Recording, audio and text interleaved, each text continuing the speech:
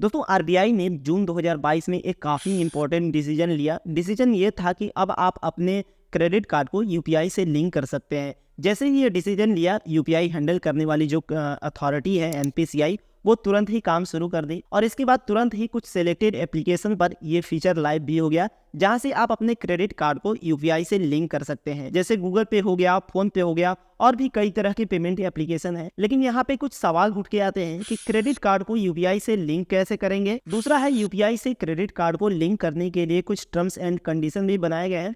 कुछ terms and condition ऐसे हैं जो काफ़ी क्रिटिकल टाइप के हैं, काफ़ी अजीबोगरीब टाइप के हैं। और तीसरा सवाल ये आता है कि आपको इससे क्या फ़ायदा होने वाला है और क्या नुकसान भी होने वाला है। और इन्हीं चीज़ों के बारे में आज हम डिटेल में बात करेंगे, जो कि हमेशा से करते आए हैं। यहाँ पे सबसे पहला सवाल निकल के आता है कि हम कैसे यूपीआई पे अपना क्रेडिट कार्ड लिंक करेंगे और कैसे पेमेंट करेंगे। ये करना काफ़ी आसान है। जस्ट आपको पेमेंट एप्लीकेशन पर अपना क्रेडिट कार्ड का जो डिटेल्स है, सीवीवी कोड है और एक्सपायरी डेट है, कार्ड नंबर है, इस तरह की चीज़ें आप डाल के क्रेडिट कार्ड को यूपीआई से लिंक कर सकते हैं। मैंने इस पर एक डिटेल वीडियो भी बनाया है, जो कि आप देखना चाहते हैं तो देख सकते हैं कि कैसे आप अपने क्रेडिट कार्ड को यूपीआई से लिंक कर सकते हैं। देन उसके बाद क्यूआर कोड स्कैन करेंगे। क्यूआर कोड स्कैन करने के बाद आपके बैंक अकाउंट के साथ साथ क्रेडिट कार्ड का भी ऑप्शन आएगा। आप चाहें तो बैंक अकाउंट से या क्रेडिट कार्ड से पेमेंट कर पाएंगे। यहाँ पे सबसे इंपॉर्टेंट चीज़ है इस फीचर का, ये जो आप यूपीआई पे अपना क्रेडिट कार्ड लिंक कर लेंगे, इसका टर्म्स एंड कंडीशन जानना। और वो ये है कि फिलहाल आप सिर्फ रुपे क्रेडिट कार्ड को ही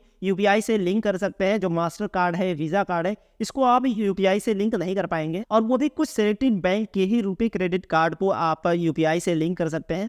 सभी बैंक को अभी ये फीचर नहीं मिला है। ये कुछ सिलेक्टेड बैंक हैं जिनके रुपे क्रेडिट कार्ड को आप यूपीआई से लिंक कर सकते हैं। जैसे जैसे टाइम बीतता जाएगा वैसे वैसे और भी क्रेडिट कार्ड कंपनियां ऐड होती जाएंगी, बैंक्स ऐड होते जाएंगे। हालांकि रुपे क्रेडिट कार्ड ही पेमेंट एप्लीकेशन में ऐड होता है, यूपीआई से ऐड होता है, ये पूरा सच्चाई नहीं है। क्योंकि मेरे साथ ऐसा हुआ है कि एसबीआई का जो सिंपली क्लिक क्रेडिट कार्ड है वो एक्चुअली में मास्टर कार्ड के साथ आता है।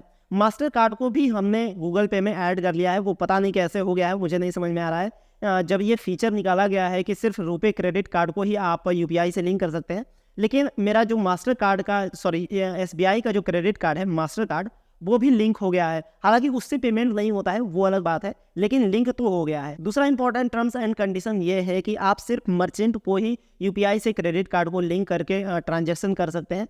अब कभी कभी ऐसा भी होता है कि कुछ क्रेडिट कार्ड में आपको एटीएम से कैश विड्रॉ करने का फीचर नहीं मिलता है। तो यहाँ पे कुछ लोग दिमाग लगाएंगे कि चलो अब किसी फ्रेंड को या किसी फैमिली मेम्बर को हम पैसा भेज देंगे और वो पैसा फिर हम अपने अकाउंट में डलवा लेंगे। तो इस तरह का ये चीज़ कर पाना पॉसिबल नहीं है। आप यूपीआई से लिंक करके सिर्फ मर्चेंट को ही पेमेंट कर सकते हैं। और मर्चेंट को तभी पेमेंट कर सकते हैं जब उस मर्चेंट का जो मंथली इनकम और आउटकम ऑनलाइन ट्रांजैक्शन से हो रहा हो 50,000 से ज़्यादा। यानी कि अगर कोई छोटा मोटा दुकानदार है, उसका अगर 50,000 से ज़्यादा या 50,000 लगभग होता है रोज़ का, एक महीने का लगभग लेन देन होता है उसके ऑनलाइन पेमेंट से, तो ही आप वहाँ पे अपने क्रेडिट कार्ड से पेमेंट कर पाएंगे यूपीआई से लिंक करके। लेकिन मुझे लगता है कि ज़्यादातर दुकानदार, लगभग 90% दुकानदार ऐसे होते हैं जिनका कि मंथली पेमेंट रिकॉर्ड 50,000 से ज़्यादा ही होता है, तो वहाँ पे आप काफ़ी इजीली पेमेंट कर पाएंगे। ये तो हो गया इसकी कुछ इंपॉर्टेंट टर्म्स एंड कंडीशन। अब बात करते हैं कि आपको इससे फ़ायदा क्या होने वाला है और नुकसान क्या होने वाला है।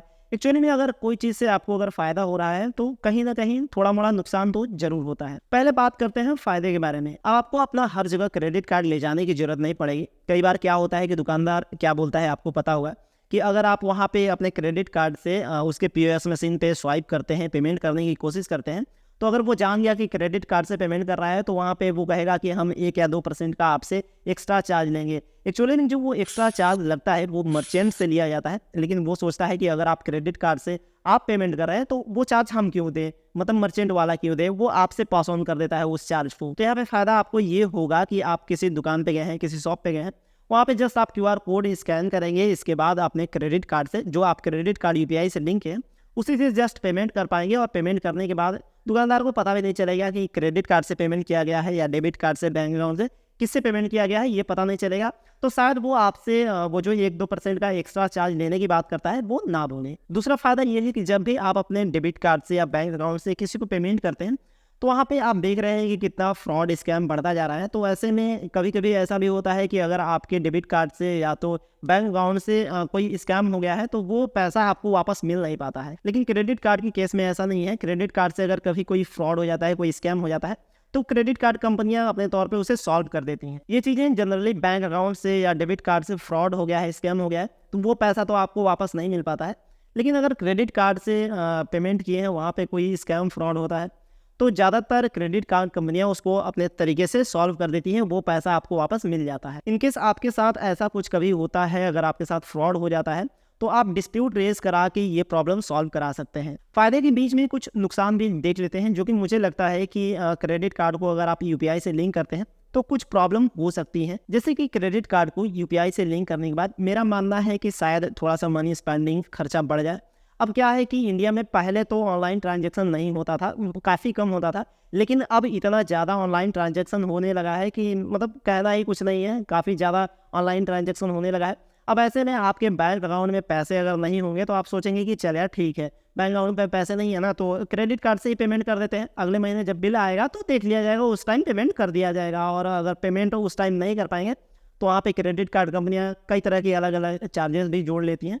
तो मेरा मानना है कि क्रेडिट कार्ड को अगर आप यूपीआई से लिंक करते हैं तो थोड़ा सा मनी स्पेंडिंग तो बढ़ जाएगा। तो ये प्रॉब्लम हो सकता है इस फीचर को यूज़ करने से आपको खुद से ही मनी मैनेजमेंट पे और खर्चे पे ध्यान देना होगा, लेकिन डेफिनेटली खर्चे तो बढ़ने वाले हैं इस फीचर को यूज करने से। दूसरा प्रॉब्लम यहाँ पे ये है कि जब भी आप किसी मर्चेंट को क्रेडिट कार्ड से पेमेंट करेंगे तो क्रेडिट कार्ड कंपनियां जो मर्चेंट से 1 या 2% का चार्ज लेती हैं, वो चार्ज शायद आपसे पास ऑन कर दे वो मर्चेंट, और अगर आप वो चार्ज देने से मना करते हैं तो शायद दुकानदार आपको सामान देने से भी मना कर सकता है। तो ऐसा भी हो सकता है कि मर्चेंट पेमेंट करते हैं अगर आप क्रेडिट कार्ड से, तो आपको 1 या 2% का एक्स्ट्रा चार्ज देना पड़ सकता है। हर बार तो ये नहीं देना पड़ेगा। मुझे लगता है कि जो छोटे दुकानदार हैं वो चार्ज देना नहीं चाहेंगे, लेकिन जो बड़ा दुकानदार है, बड़े स्केल पे काम करता है, वो शायद वो चार्ज आपसे ना लें। यहाँ पे और भी कुछ छोटे मोटे नुकसान हैं क्रेडिट कार्ड को यूपीआई से लिंक करने के बाद। जैसे कि अगर मान लीजिए कोई प्रोडक्ट आपका खरीदने का मन नहीं है, लेकिन क्रेडिट कार्ड में पैसे आपको दिखाई देगा कि हाँ चलो लिमिट मुझे 40,000, 50,000, 1 लाख रुपए का मिला है,